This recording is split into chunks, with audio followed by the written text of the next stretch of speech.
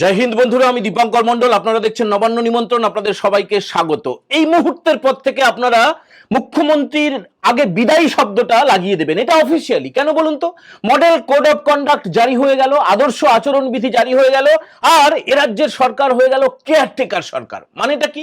যেই মুহূর্ত থেকে ভোট ঘোষণা হয়ে গেল, কবে কবে ভোট হবে, কোথায় কোথায় ভোট হবে, কোন কোন রাজ্যে কবে ফল প্রকাশ হবে, সবকিছু আপনারা জেনে গিয়েছেন। 23 এবং 29 এপ্রিল দু দফায় পশ্চিমবঙ্গে ভোট হবে এবং গণনা হবে 4 মে। এবং দেখুন, গোটা যে 4টে রাজ্য এবং একটা কেন্দ্রশাসিত এলাকা, মোট 5 জায়গায় ভোট হবে।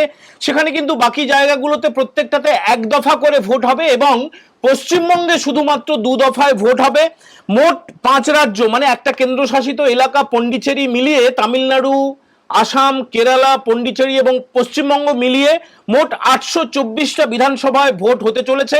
আজকে মুখ্য নির্বাচন কমিশনার জ্ঞানেশ কুমার দিল্লিতে বিজ্ঞান ভবনে বসে তিনি যে ঘোষণাটা করেছেন যে পশ্চিমবঙ্গে 294টা কেন্দ্রে 2 দফায় ভোট করা হবে। এ রাজ্যে এসআইআর হওয়ার পরে ড্রাফট লিস্ট প্রকাশিত হয়েছিল, তারপরে ফাইনাল লিস্ট প্রকাশিত হয়েছিল।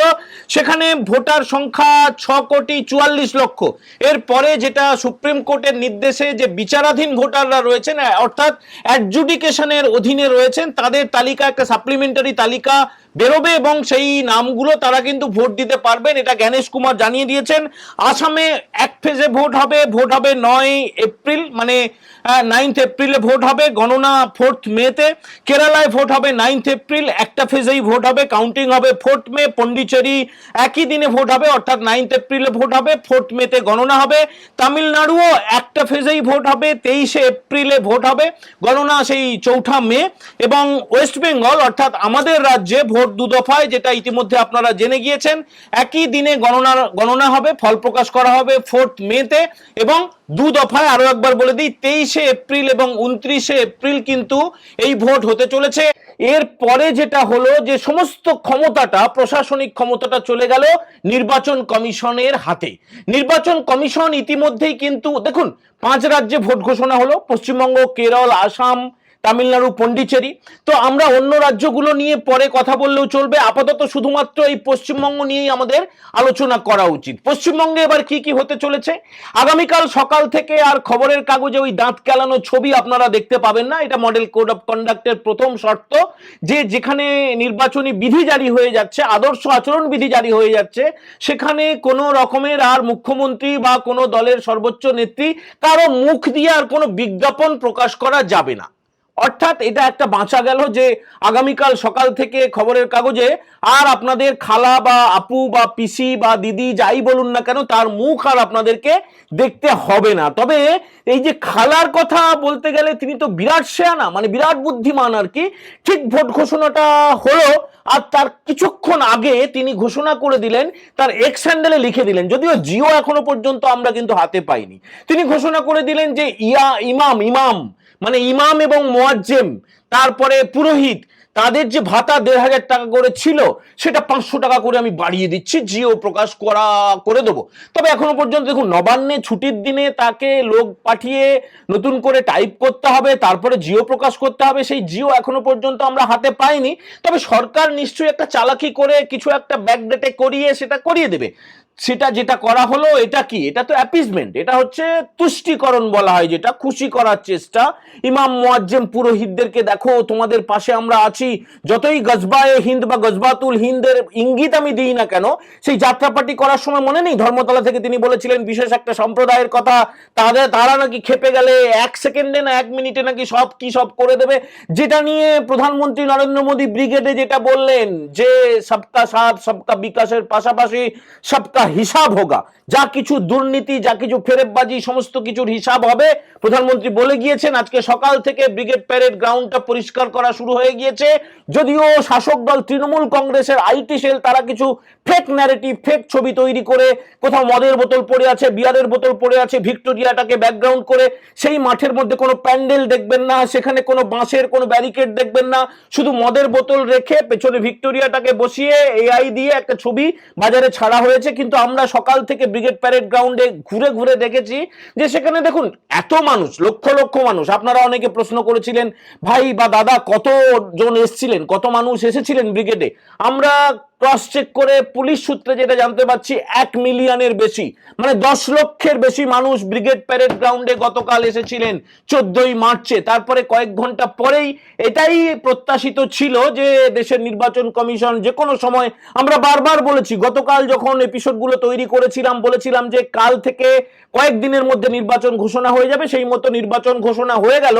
অন্যদিকে এ রাজ্যের মানে পশ্চিমবঙ্গের মুখ্যমন্ত্রী, পশ্চিমবঙ্গ প্রশাসনের তরফে দুটো ঘোষণা করা হয়েছে। এক হচ্ছে ডিএ দিয়ে দেওয়া হবে, যেটা নিয়ে সুপ্রিম কোর্ট একদম থাপড়ে লাল করে দিয়েছিল, যেটা নিয়ে বলেছিল যে একদম তাড়াতাড়ি মেটাও, 15ই মার্চের মধ্যে 25% মেটানো, মিটিয়ে দাও, তারপরে রিপোর্ট দাও, তারপরে তোমাদের কথা শোনা হবে।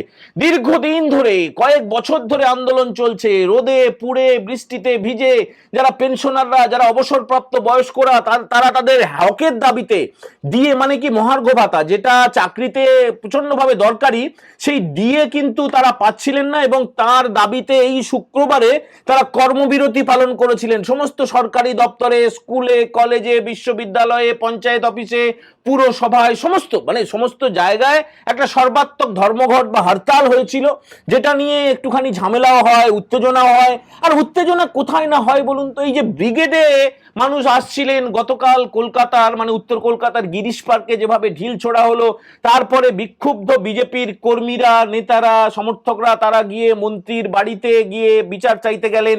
মন্ত্রী তারপরে বললেন যে তার নাকি এমন এমন জায়গায় আঘাত লেগেছে সেটা দেখানো যাবে না। তো যদি আঘাত লেগে থাকে তাহলে শুরুতে সেটা কেন বলেননি? তারপরে প্রেস কনফারেন্সে এখানে দেখলাম একটা ব্যান্ডেজ করা, আবার কোনো টিভি চ্যানেল একটু ঝাপসা করে দিয়ে একটা অংশ দেখাচ্ছে, গোপন অংশ।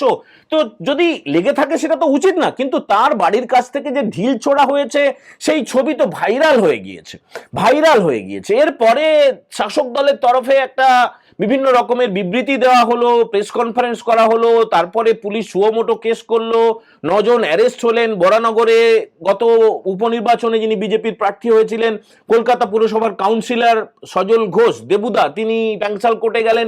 এই সমস্ত তথ্যগুলো আপনারা জেনে গেছেন। এবং এই সবের মধ্যে এই যে ভোট ঘোষণা হবে তার কিছুক্ষণ আগে মমতা ব্যানার্জি তিনি এক্স হ্যান্ডেলে লিখলেন যে অর্থ দপ্তর নাকি খুব দ্রুত যেটা সরকারি বিজ্ঞপ্তি, গভর্নমেন্ট অর্ডার, জিও বলা হয়, সেটা প্রকাশ করে দেবে।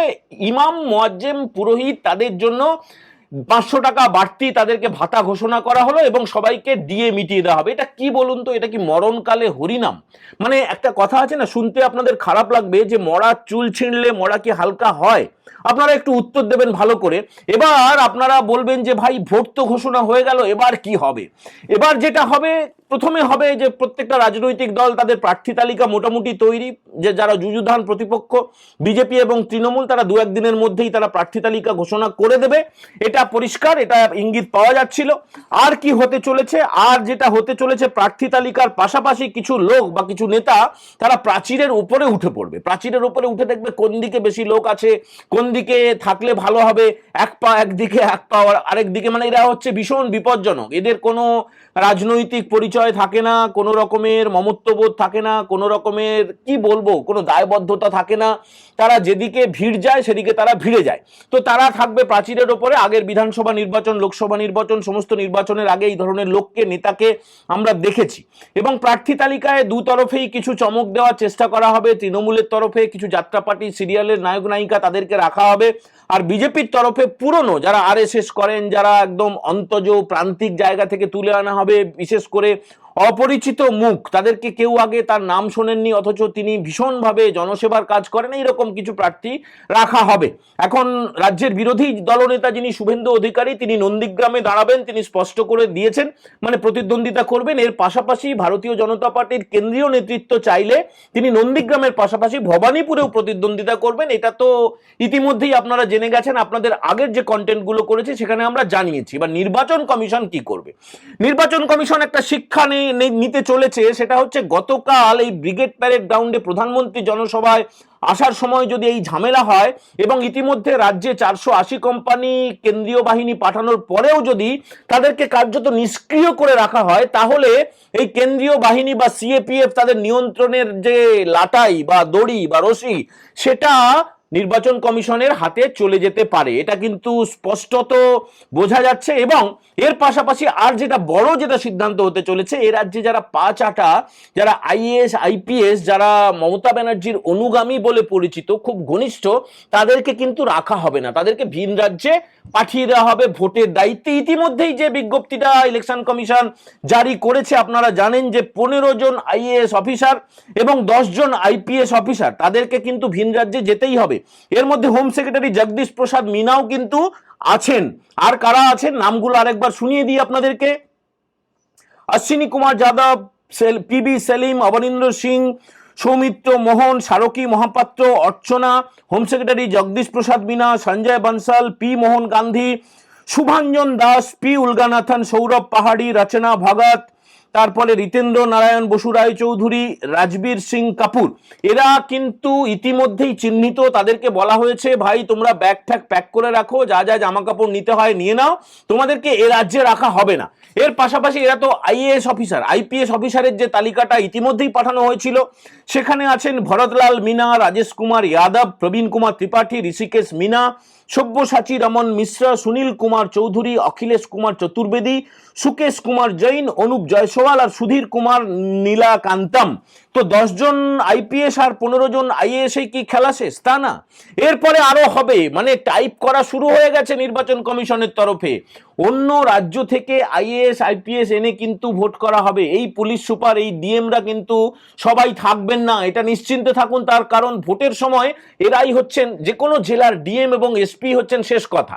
তো তাদেরকে রেখে দিলে ভোটটা সুষ্ঠুভাবে, একদম শান্তিপূর্ণভাবে, নিরপেক্ষভাবে করা যাবে না বলে ইতিমধ্যেই অভিযোগ উঠে গিয়েছে এবং তাদেরকে রাখা হচ্ছে না। এই এপিসোড আপনাদের কেমন লাগলো অবশ্যই আপনারা কমেন্ট করে জানাবেন এবং নির্বাচন কমিশনের যে বিধি সেটা নিয়ে একটা ডিটেল ভিডিও খানিকক্ষণ পরে আমরা তৈরি করব, আজকেই করার চেষ্টা করব। ততক্ষণ পর্যন্ত সবাইকে জয় হিন্দ, বন্দে মাতারাম।